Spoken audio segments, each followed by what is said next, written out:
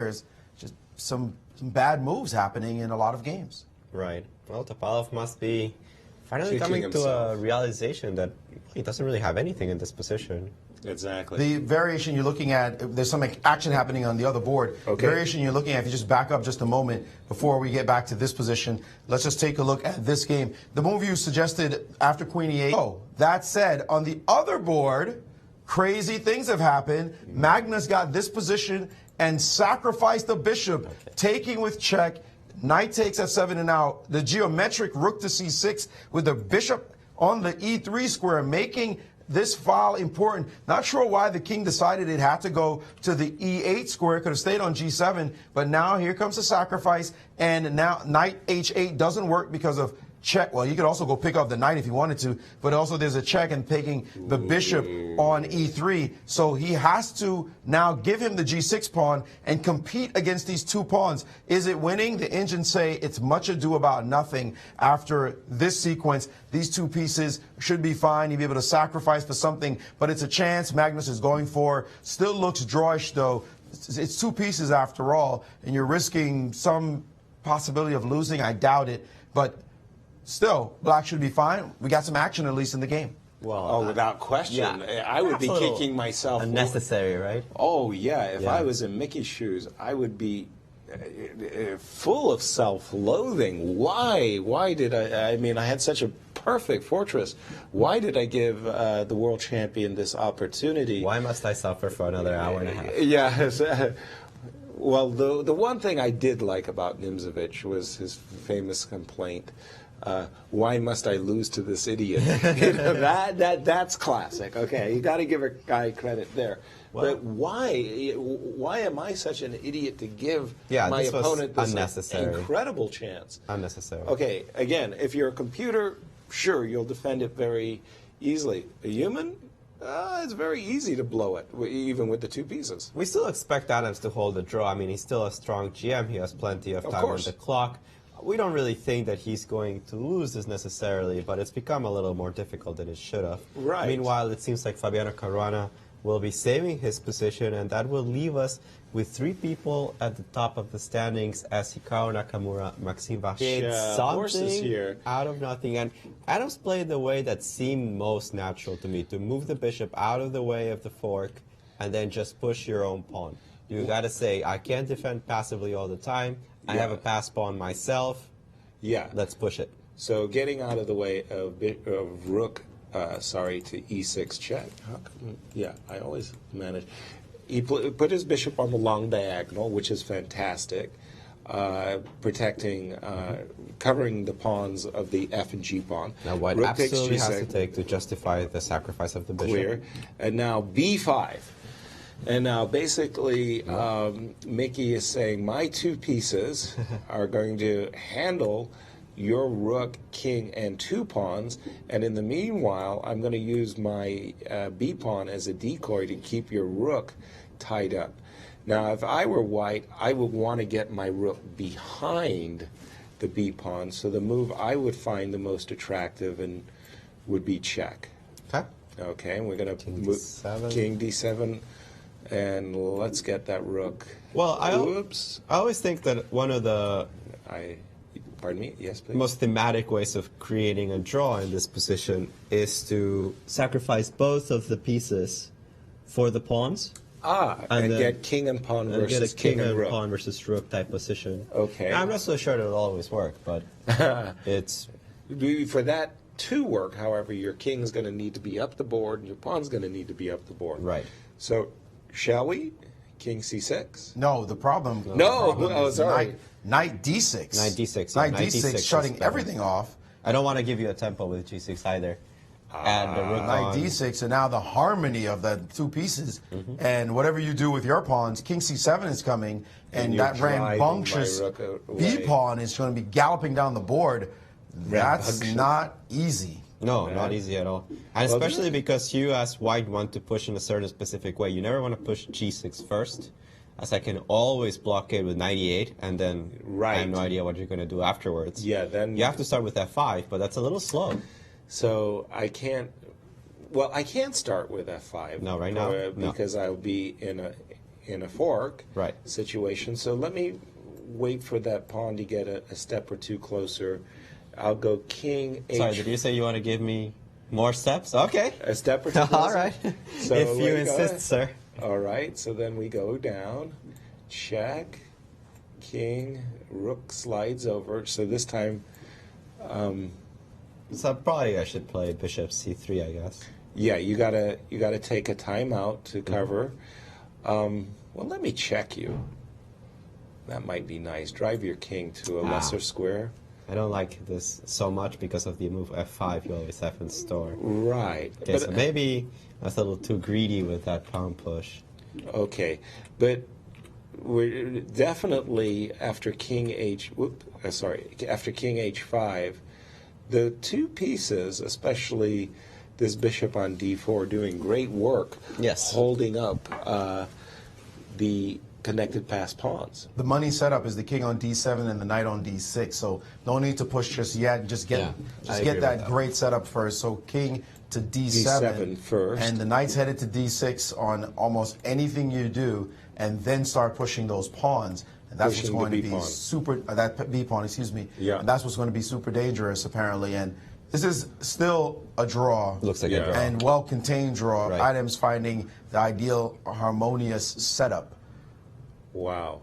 No, this is very natural. This king d7, knight d6 I really like. I The do king's too. out of the way of the f-pawn, so I'm not actually running into checks. The knight really restricting that rook. And anytime Protecting f5, Right. and the bishop's doing a great job. and psychologically, you always like to have this kind of positions because suddenly it's a 3-result game. Right. You know, if you start Right. pushing too hard, suddenly my pawn is a little too fast. You might miscalculate something, miss a sacrifice. A good point. Very, very good point. And Topalov yes. has moved. Excellent. Let us see what Veselin played the move. G4. Hoping for that on that side. And meantime, on the other board, I think most of those top players will say, this is a draw. Go, Mickey. We know you doing good work right now. Although I don't think Adams wants to hear any of that nonsense. He's just, I got a game to play. And I'm still in striking distance of the leaders. A draw by Adams. And he's only still a point behind the rest of the crew. Remember, Half he's a point. Half a point, excuse me. He's one of the top, he's top 20, 20th in the world right now. Oh, gosh, yes. So he's no slouch. No. And maybe you get one of those juicy players, so to speak, coming into a tournament. Not here at this Grand Chess Tour. You picked Michael Adams. This guy's a baller, and he knows how to fight back. And a draw against the world champion with the black pieces. Thank you very much. He's showing that He he's a high-level belongs in player. the elite. Yeah, no question. And about it. and by the way, has gained rating points every single game he's played so far. Well, that happens when you You're draw the underrated everybody, players, right? and you're the last player in the Yeah. tournament. Yes. Yeah, no, when I think about the wild card players that have played, from Wesley So, Mickey Adams, and Hammer, Right. Tournament organizers could have picked easier players for the core group to sharpen against, because these guys, Mickey, Wesley in particular, too tough. They're Too tough. really hard to beat. And let me go back to. I thought that this was interesting that I just played rook g8 check, and after king d7. we left it at these parts. Yeah. Check. f5, and actually a very clever move, bishop e3, very well timed, I believe, because you cannot play g6 There's as you an- drop the rook, but if you put the intermezzo rook g7, king e8, Yep. And just a second, let me just highlight the two pieces that are now in a fork, a knight fork. Yep. So rook g7, king e8, but now actually g6 also doesn't help you because after knight h6, I still win a pawn. that's a nasty one as well. A nice coordination there between the knight and the bishop, Pretty variation to be sure. and that would be just a draw. Exactly. So I think they're just going to repeat moves. I don't see anything else. I mean, I'm threatening the pawn. Wouldn't you expect Magnus to play rook and knight versus?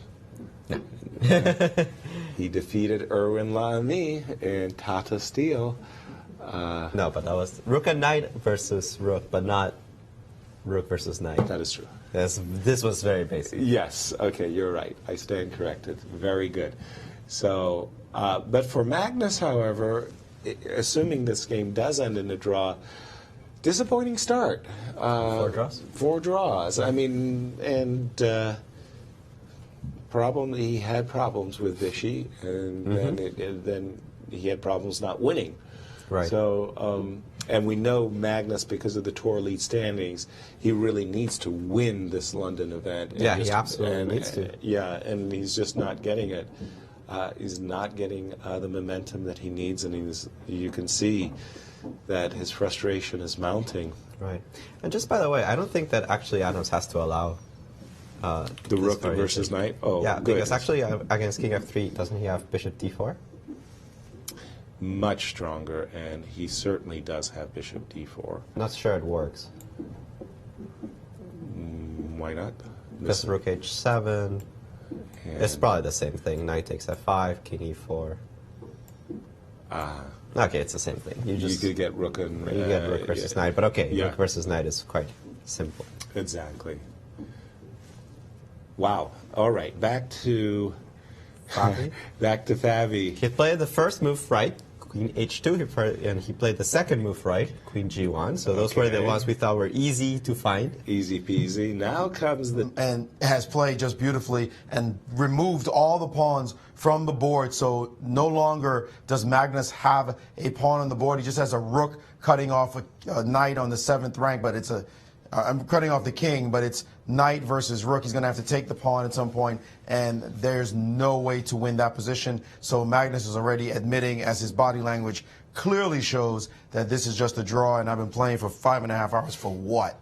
And that looks like his attitude right now. Adams still looking very studious. He's not falling for any body language tricks. He's saying, let me make sure I make the right moves and not give any kind of chances, although well-known, easy draw. Going back, and we should keep our eye on this because they could be drawing at any second. But this position is an intriguing one because, surprisingly, the Indians giving a move. I mean, we didn't expect this to be the case once you won the bishop. It's giving B2 as the best move.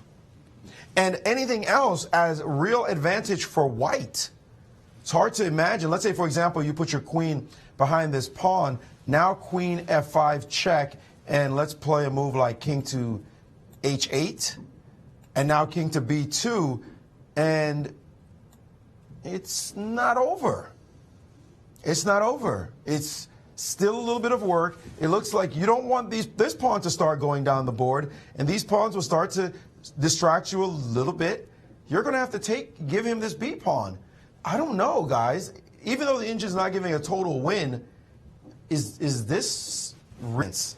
Beautiful sacrificing, and that game has ended in a draw as we expected. No way to make any progress there. Kudos to Michael Adams, making the home crowd feel pretty good. He's still within range of the leaders. He hasn't lost yet, so London gets to write about him.